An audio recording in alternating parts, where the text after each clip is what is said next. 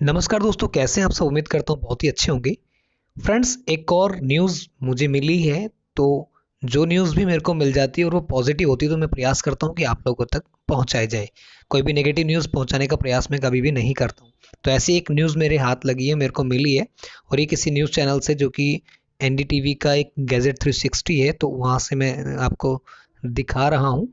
तो क्योंकि अभी हाल ही में एनडीटीवी काफ़ी चर्चा में भी रहा है, तो वहाँ पर कोई जो भी न्यूज़ आ रही है उस पर मेरी भी नज़र बनी हुई है, तो मैं आपको एक न्यूज़ यहाँ पर शेयर करने वाला हूँ। तो ध्यान से सुनिएगा और इसका जो कनेक्शन है वो हम इस वीडियो के लास्ट में ज़रूर अपना जो व्यू है मैं शेयर करूँगा। तो वीडियो को बिल्कुल भी स्किप मत कीजिएगा, क्योंकि पॉजिटिव हमें रहना है। तो इसलिए वीडियो को पूरा देखिएगा फ्रेंड्स। और अगर अभी तक आपने चैनल को सब्सक्राइब नहीं किया है तो सबसे पहले चैनल को सब्सक्राइब कर लीजिएगा, ताकि आपको सारी वीडियो टाइमली मिल पाए। तो फ्रेंड्स, चलिए चलते हैं वीडियो में।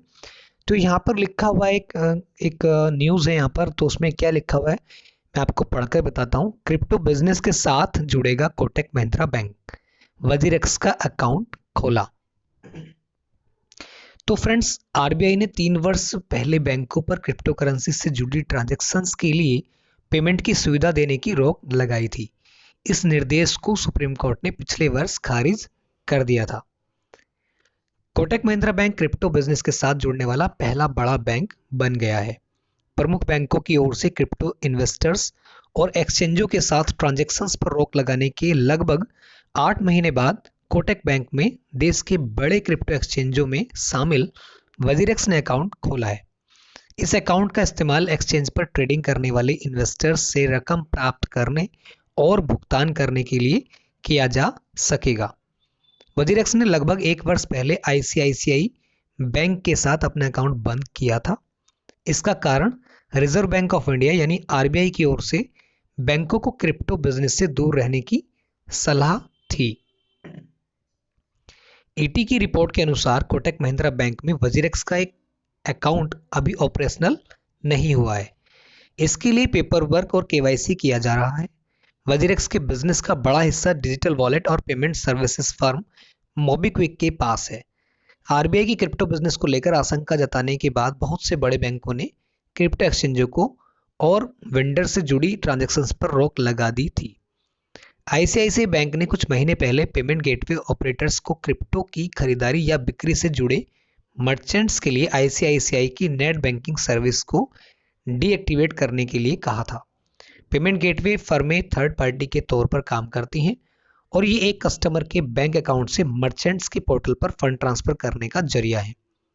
देश के सबसे बड़े bank state bank of India यानी एसबीआई ने भी पेमेंट्स प्रोसेसर्स को क्रिप्टो मर्चेंट्स के लिए एसबीआई यूपीआई को बंद करने को कहा था। अन्य फाइनेंशियल एसेट्स की तुलना में क्रिप्टो इन्वेस्टर्स बहुत कम हैं, लेकिन अगर केंद्र सरकार चुनिंदा क्रिप्टो करेंसीज की ट्रेडिंग की अनुमति देती है तो इस बिजनेस में तेजी से बढ़ोतरी हो सकती है। क्रिप्टो करेंसीज के लिए सरकार एक नया कानून बनाने पर काम कर रही है। सरकार ने इस बिजनेस को रेगुलेट करने की योजना बनाई है। आरबीआई ने 3 वर्ष पहले बैंकों पर क्रिप्टो करेंसी से जुड़ी ट्रांजैक्शंस के लिए पेमेंट की सुविधा देने की रोक लगाई थी। इस निर्देश को सुप्रीम कोर्ट ने पिछले वर्ष खारिज कर दिया था। हालांकि अधिकतर बैंकों ने क्रिप्टो एक्सचेंजों के साथ बिजनेस शुरू नहीं किया था। बैंक अपने कस्टमर्स को भी क्रिप्टो में इन्वेस्टमेंट करने की सलाह नहीं देते और इसका एक बड़ा कारण इससे बैंकों को कोई कमीशन नहीं मिलना है। इसका सीधा सा मतलब क्या है फ्रेंड्स, लास्ट में जो इन्होंने एक बात कही है यहाँ पर कि क्रिप्टो में इन्वेस्टमेंट करने की सलाह बैंक नहीं देते हैं। क्यों? क्योंकि इनको एक जो इनका कमीशन है वो नहीं मिलता है, इसलिए ये सिर्फ बोलते हैं। लेकिन अब मैं यहाँ पर कुछ बातें अपने व्यू यहाँ पर शेयर करना चाहूँगा फ्रेंड्स। वो ये कि यदि जो कोटक महिंद्रा बैंक है, यदि वो क्रिप्टो के साथ जुड़ रहा है, क्रिप्टो बिजनेस के साथ जुड़ रहा है और वजीरेक्स जो कि एक भारत का सबसे बड़ा एक एक्सचेंज है, तो उसका अकाउंट अगर वहाँ पे खोला जा रहा है, दैट मीन कि बैंक भी ये समझ चुके हैं कि ये एक, अगर जो रेगुलेशन की बात हो रही है तो रेगुलेशन होगा, तो कहीं ना कहीं बैंकों को भी यहाँ पर क्रिप्टो की बात करनी पड़ेगी। और आने वाले टाइम में हो सकता है कि बैंक जो है वो क्रिप्टो के बारे में बातें करेंगे कि क्रिप्टो लोन ले लीजिए, क्रिप्टो में ये निवेश कर लीजिए, क्रिप्टो के लिए हम ये फैसिलिटी दे रहे हैं। तो ऐसी सारी बातें सामने धीरे धीरे आनी शुरू हो जाएंगी। पेटीएम ने भी कुछ दिन पहले ये बात कही थी और इसके अलावा जो अभी आप अंबानी साहब को देख सकते हैं कि उन्होंने भी रिसेंटली अचानक से आके ब्लॉकचेन की तारीफ की है। तो कहीं ना कहीं इंडिया में बहुत सारे जो चीज़ें हैं वो चल रही हैं। कुछ बातें यहाँ पर अभी जो एफएम यानी फाइनेंस मिनिस्टर को लेकर के आई हैं कि उन्होंने बोला है कि हम क्रिप्टो को बूस्ट नहीं करेंगे। तो फ्रेंड्स, ये जो चीज़ें हैं ये सारी की सारी चल रही हैं, बट हम एक बात जानते हैं कि रेगुलेशन पे काम चल रहा है और बिल जब तक नहीं आ जाता तब तक किसी भी चीज़ को कहना बहुत ज़्यादा जल्दबाजी होगी। क्योंकि अभी आप देख रहे हैं कि कुछ आज तक पर एक इंटरव्यू फाइनेंस मिनिस्टर का देखा था। इसके अलावा और भी जो चीज़ें उन्होंने पॉजिटिव बोली हैं, तो कहीं ना कहीं चीज़ें पॉजिटिव होने वाली हैं और बहुत सारे अमेंडमेंट भी धीरे धीरे होंगे। तो इसलिए कोई घबराने वाली बात नहीं है। अभी पैनिक का माहौल ना बनाएं, डरने की कोई बात नहीं है। कुछ ना कुछ पॉजिटिव हो रहा है, तभी जो बैंक्स भी इस इंडस्ट्री में धीरे धीरे आने का प्लान कर रहे हैं।